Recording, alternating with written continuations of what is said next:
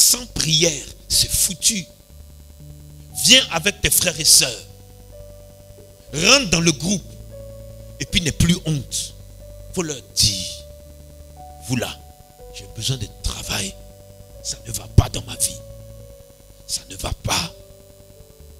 Priez pour moi. Prions. Ils vont prier pour toi. Dieu va te replacer où tu étais dans son royaume. Nous nous lèverons, virgule. Il dit, nous monterons à Bethel. Qu'est-ce qu'il dit? Nous nous lèverons ensemble. Et nous monterons pour aller à l'église. Nous sommes dans des détresses qui n'ont pas de nom parce que notre problème c'est l'église. Et pourtant la Bible dit il est bon pour des frères de demeurer ensemble.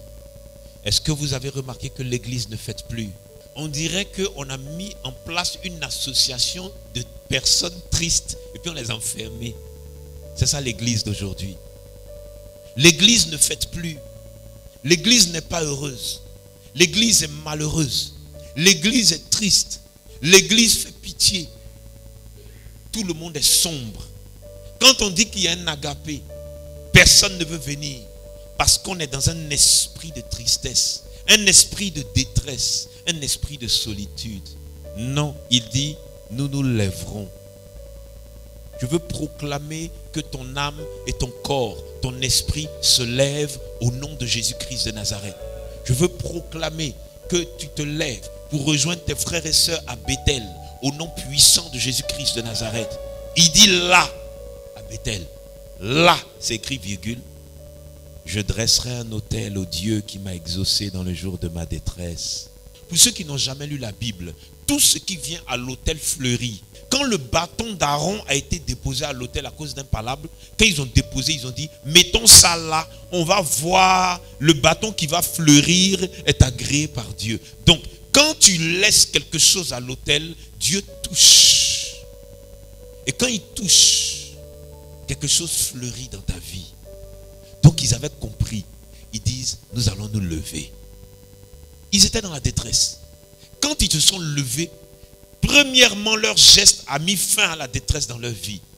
Ensuite, le deuxième acte, c'était d'aller à Bethel, le lieu de l'adoration, le lieu de la prière. Quand ils sont allés, il dit là, je vais dresser un autel au Dieu qui m'a exaucé dans le jour de ma détresse. Pourquoi le Saint-Esprit aujourd'hui parle de ça? Il dit, beaucoup ici ont un problème d'autel. Beaucoup ici ont un problème d'autel. Un jour, vous êtes venus au centre chrétien d'enseignement biblique. Et puis ce jour-là, Dieu a ouvert une porte. Quand Dieu ouvre une porte, bloque ça avec quelque chose. Plus que ça se ferme. Quelqu'un dit Amen. Or, beaucoup d'entre vous sont venus. Ils ont été bénis. Dieu a ouvert une porte. Ils ont laissé la porte se refermer. Ce n'est pas Dieu qui ferme. Satan ferme ou bien il t'aide à fermer toi-même. Le lieu où Dieu t'a exaucé une fois est le lieu où Dieu va t'exaucer 10 000 fois. Abraham avait compris. Donc quand il a créé Bethel, tout le monde partait à Bethel, même lui. Pourquoi? Il dit, c'est là que Dieu m'a béni pendant que j'étais dans la détresse. Amen. Donc Abraham a pris l'habitude de quitter le lieu de la détresse pour rester à Bethel. Quelqu'un dit Amen. Il a quitté le lieu de la détresse pour rester à Bethel. Et il dit, là, je dresserai un autel au Dieu qui m'a exaucé dans le jour de ma détresse et qui a été avec moi pendant le voyage que j'ai fait. Quel est le voyage que tu fais? C'est le voyage sur la terre. Est-ce que tu es consciente que tu dois faire les choses? Une âme qui ne s'épanouit pas est dans l'opprobre, dans le malheur ou dans la détresse. Quelqu'un n'a qu'à me prendre détresse dans son dictionnaire de son téléphone, s'il vous plaît. Détresse. Sentiment d'abandon, de solitude, d'impuissance que l'on éprouve dans une situation difficile. Entre parenthèses, besoin, danger, souffrance. Vous voyez? D'abord, il y a un sentiment d'abandon. Tu penses que Dieu t'a abandonné. Ensuite, tu penses que ta famille t'a laissé tomber. Ensuite, tu penses que l'église t'a laissé tomber. Tu penses que le Saint-Esprit t'a laissé. Donc, c'est un sentiment d'abandon. Et donc, il y a des problèmes et des difficultés. Maintenant, 2 Chroniques 33, verset 12 dit, lorsqu'il fut dans la détresse, ça veut dire que la détresse est venue. Ce sentiment de solitude, d'abandon. On m'a détruit, on m'a arnaqué, on m'a fait du mal. Les hommes de Dieu m'ont déçu, les servants de Dieu m'ont déçu. Voilà, je n'y arrive plus. J'ai des dettes. J'ai des crédits. Je n'arrive pas à manger le matin. Je n'arrive pas à bien manger à midi ni le soir. Il était dans la détresse. La Bible dit, virgule, il implora l'Éternel. Regardez, entre la virgule de détresse et puis la virgule de l'Éternel, c'est-à-dire qu'il y a 2 virgules comme des parenthèses. Pourquoi? Il implora l'Éternel, virgule, son Dieu, virgule. Problème. Quand tu es dans la détresse, est-ce que tu implores l'Éternel? Si tu l'implores, est-ce que tu es agréé avant de l'implorer? Beaucoup d'hommes de Dieu dans la Bible ne savaient pas que Dieu n'était plus avec eux. La Bible dit que le Saint-Esprit convainc du péché. Donc s'il te convainc que tu es impur, que tu as péché, d'abord avant de l'implorer, avant de l'invoquer, il faut que tu te laves à la source d'eau vive, qui est Jésus-Christ de Nazareth, afin que quand tu invoques, tu implores Dieu, ça fonctionne. Maintenant, ton corps, ton âme et ton esprit doivent être synchronisés dans le fait que tu sais que tu es pur. Tu sais que tu es sainte. D'où la notion du pardon, de la miséricorde. Dieu pardonne tout le monde. Dieu est miséricordieux envers tout le monde. Donc, prends ton temps de jeûne et prière. Amen. Et de ton jeûne et de ta prière, quand tu sors le 3e jour, tu es sûr. Tu ne sors pas du jeûne et de la prière pour venir culpabiliser à genoux. Mais c'est ce que beaucoup font. Il sort de 7 jours, elle sort de 7 jours de jeûne. Et puis, Dieu, je te demande pardon parce que j'ai péché. Non. Donc, quand tu sors, tu viens implorer l'Éternel.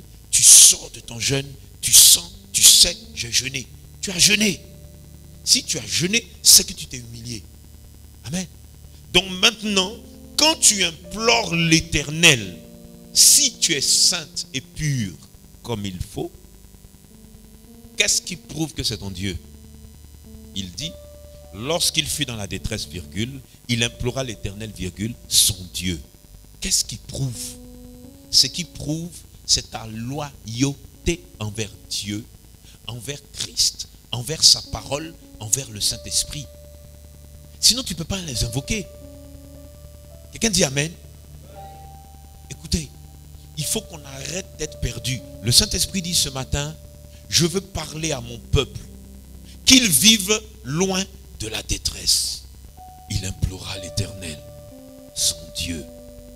Ça veut dire qu'il y a une intimité particulière qu'il a avec son papa. Est-ce que si vous ne connaissez pas quelqu'un, vous pouvez lui demander de l'argent?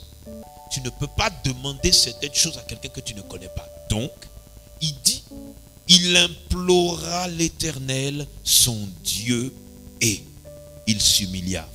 Il implora son Dieu, il s'humilia profondément devant le Dieu de ses pères. Il s'humilia profondément, profondément devant le Dieu de ses pères. Donc en réalité, ce n'est pas son Dieu. C'est d'abord le Dieu de son papa. Je veux vous donner une révélation ce matin. Regardez. Si l'Éternel des armées n'était pas le Dieu du papa qui t'a mis au monde, Dieu te donne un père spirituel qui est l'homme de Dieu de l'église que tu fréquentes, pour que tu invoques le Dieu de ton père. Donc une fois que ton père spirituel t'a montré comment marcher avec l'Éternel, l'Éternel devient ton père. Tu dois développer ce que ton père spirituel a développé avec Dieu. La Bible dit Il s'est humilié profondément. Qu'est-ce que le mot profondément fait ici? Il s'est humilié profondément. Quand on vient ici, on écoute à peine. Donc, s'humilier profondément devant l'Éternel est difficile pour beaucoup d'entre nous. Parce qu'on a une mauvaise compréhension de la parole de Dieu. Quand tu prends 3 jours de jeûne, ça, c'est pour régler un problème. Quand tu prends 7 jours de jeûne, tu t'humilies. Ça, c'est pour accomplir quelque chose. Quand tu prends 21 jours de jeûne, c'est pour changer une situation. Quand tu dis à Dieu, je prends 21 jours pour régler ça, tu viens de dire à ton Père que tu vas t'humilier. Pourquoi? Il dit, je vous conduirai dans un pays où coule le lait et le miel. Je vous donnerai des fruits de toutes sortes, de tout genre. Et toi, tu dis, ton miel là, je ne touche pas pendant 21 jours. Ton lait, je ne touche pas pendant 21 jours. Tes fruits, je n'en veux pas pendant 21 jours. Ma situation me fatigue. J'en ai marre. Je prends 21 jours. Voilà comment, dès que Daniel a décidé, Dieu s'est mis en mouvement. Il a mandaté des anges. Il dit, allez-y. Il dit, par sa parole, il s'humilia profondément. Nous nous levons. Nous venons à Bethel, c'est-à-dire l'église. S'humilier profondément. Tu es en jeûne. Tu viens, tu pries avec tes frères et sœurs. Tu déverses ton cœur. Tu leur dis ce qui t'arrive. J'ai perdu ma maison. J'ai perdu mon emploi. J'ai perdu mon épouse. J'ai perdu mon époux. J'ai perdu toutes choses. Voilà ma situation. Je suis en jeûne. Soutenez-moi. Soutenez-moi. Je n'arrive plus à lire la Bible. Je n'arrive plus à prier. Soutenez-moi. Une fois que tu leur as dit, quand tu viens, tu t'assois. Tu es en profondeur.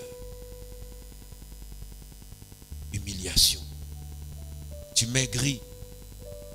Mais tu sais, quand tu vas sortir des 21 jours, ton problème est réglé. Tu sais, Dieu n'a jamais abandonné un fils ni une fille. Il n'a jamais abandonné l'un de ses enfants. Mais est-ce que nous nous humilions profondément? Nous avons une mauvaise manière de rentrer dans le jeûne. Et quand nous entrons, quelqu'un dans le quartier, dans notre famille, nous met en colère. Si ce n'est pas un chauffeur de Wawaro, ou bien un chauffeur de taxi. Toujours, il s'humilia profondément devant le Dieu de ses pères.